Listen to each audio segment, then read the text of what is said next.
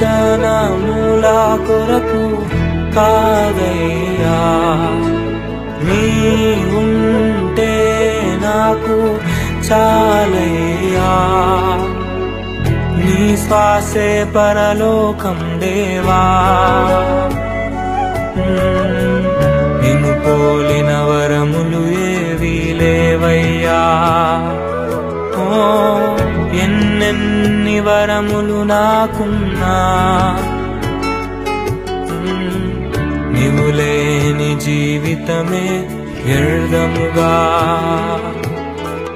నీ కోసమే బ్రతికెదను యేసయ్యా, నీ కోసమే చావైనా మేలేగా. నీ కై ఎవరు రాకున్నా నీ సువార్తను ప్రకటిస్తా, నీ హత సాక్షిగానే చస్తా.